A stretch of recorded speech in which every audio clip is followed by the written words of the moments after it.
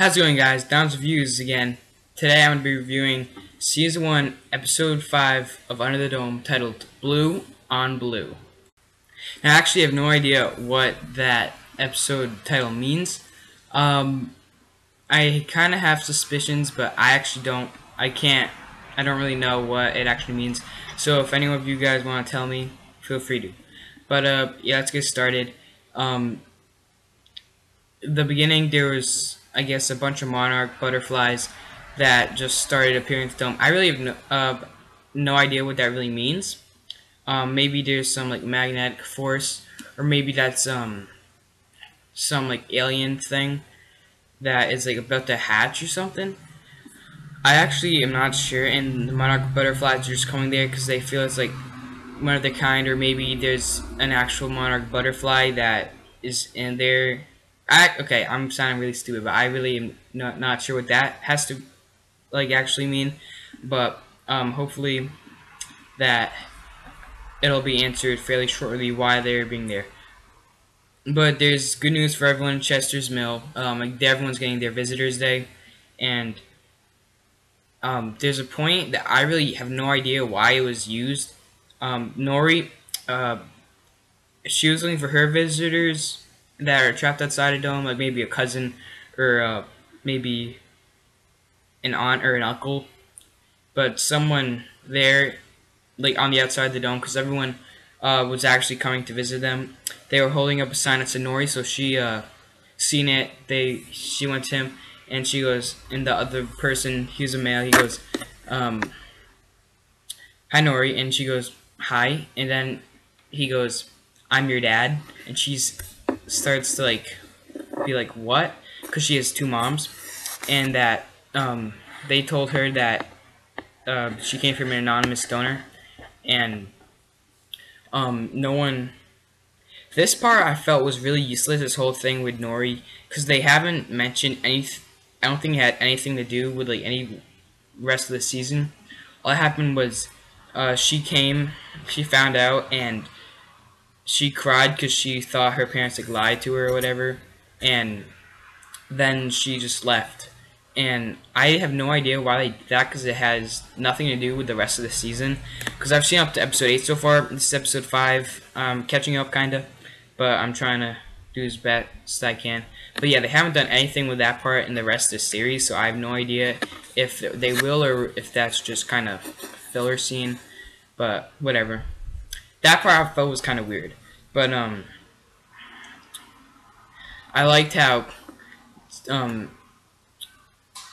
what's her face? The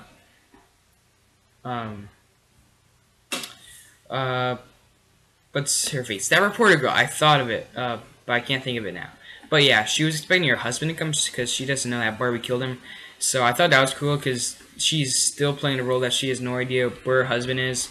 She knows what he's been doing and stuff, but she doesn't know like that he's actually dead. So she's there. She's wondering why he isn't coming, and basically that gets her kind of suspicious.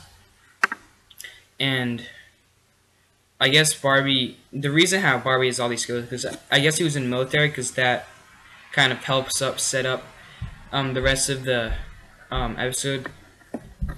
Wow, I just twitched right there. But yeah, so basically the radio station is starting to get like weird things about like times 13:15, and they're wondering really what that means. And then this priest, he was crazy. He's just totally crazy. You really find out that he's kind of going crazy, and he just doesn't really. He just really thinks that God has something to do with this dome. I mean, it could have something to do with it, or it could be something completely different. They claim it's not a nuclear attack, but definitely could be. Yeah, he says that the Lord has spoken to his ear, one word, Moab, and when he said that, I was thinking what it was, because I know I've heard that before, and I didn't actually find out what it was. I just had an itch there. But yeah.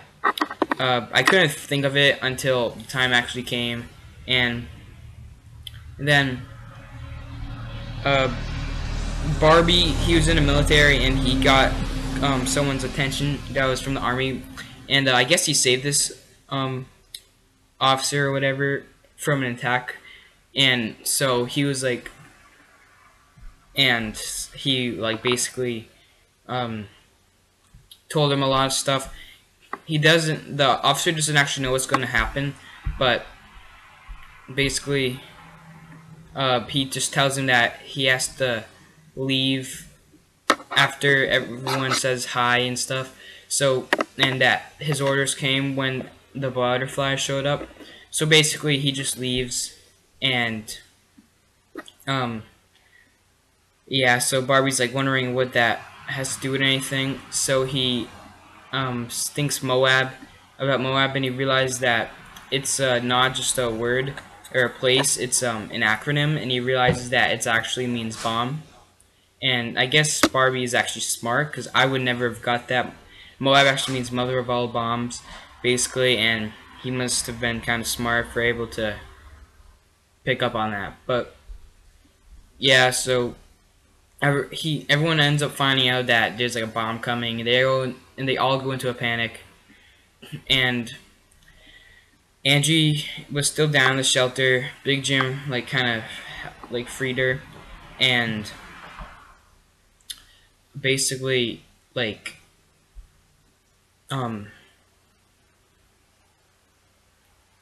wow yeah, he freed her because he thought everyone was gonna die because they were gonna shoot that missile at the dome trying to break it.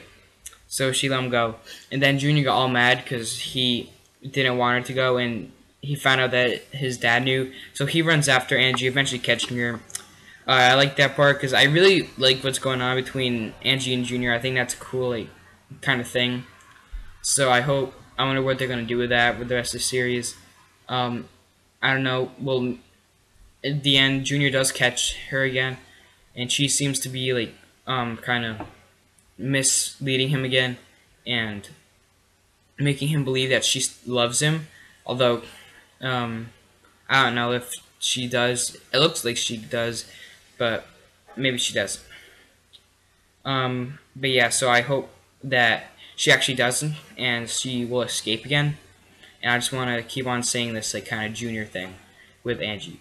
But other than that, people continue to um, like get scared, and I just I didn't really.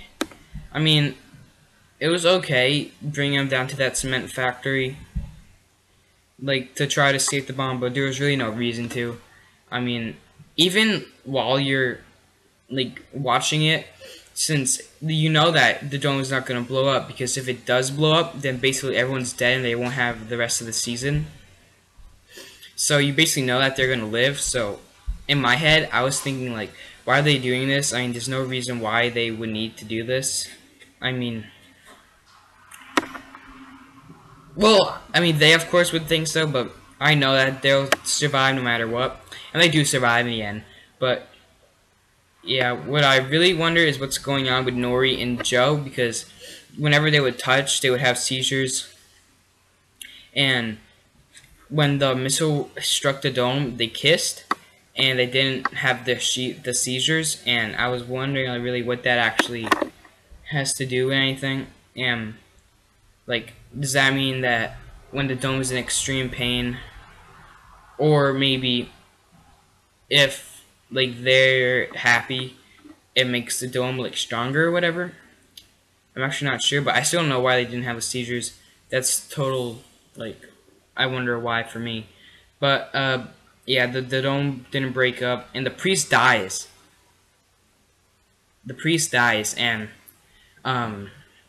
it's just I really liked the priest actually. I was kind of sad to see him die, but I thought he was a cool character. And Big Jim kills him because he just thinks the priest is gone completely crazy, burning a lot of the medicine that's in Chester's mill and basically scaring all of the people. And I was kind of sad to see him go, but I knew he was gonna get it. he was like planning on dying anyways, so he was like trying to like be nice and stuff. But basically, that's it for this episode review. I'll see you in the next review of Under the Dome, which will be Under the Dome Season 1, Episode 6. And I hope to see you then. Yep, Star Wars Reviews. Hope you enjoy this video, and see you next time. And bye!